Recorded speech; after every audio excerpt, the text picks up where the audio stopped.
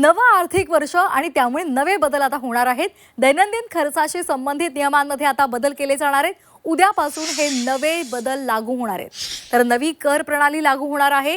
Pan card ते ATM बँकिंगचे नियम आता बदलणार आहेत। तसंच घरगुती आणि व्यावसायिक गॅसचे दर वाढण्याची शक्यता सुद्धा वर्तवली जाते। उद्यापासून खिशाला कात्री लागेल आणि त्यामुळे डोक्याला ताप होणार आहे।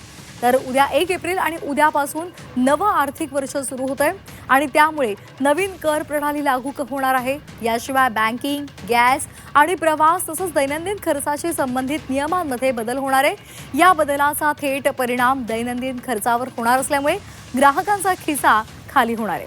तसंच या नवीन कर प्रणालीमध्ये वार्षिक उत्पन्न 12 लाखांपर्यंत असलेल्या नागरिकांना मोठी सवलत दिली जाणार आहे आणि त्यामुळे कर भरावा लागणार नाही। घरगुती एलपीजी सिलेंडरसह सीएनजी, पीएनजी आणि एव्हिएशन फ्युएलच्या किमतीमध्ये बदल होण्याची शक्यता आहे। इंधनाचे दरही वाढण्याची शक्यता आहे।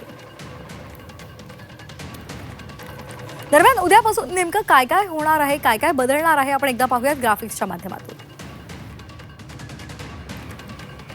नवी कर प्रणाली लागू होणार आहे। फॉर्म 16 बंद होणार आहे आणि फॉर्म 130 येणार आहे। रेल्वे तिकीट रिफंड सिस्टीममध्ये बदल होणार आहे। पेट्रोल, डिझेलसह गॅसचे दर त्यामध्ये सुद्धा अनिश्चितता आहे, ते सुद्धा बदलू शकतात। तसंच एटीएम मधून पैसे काढायला आता मर्यादा असणार आहे।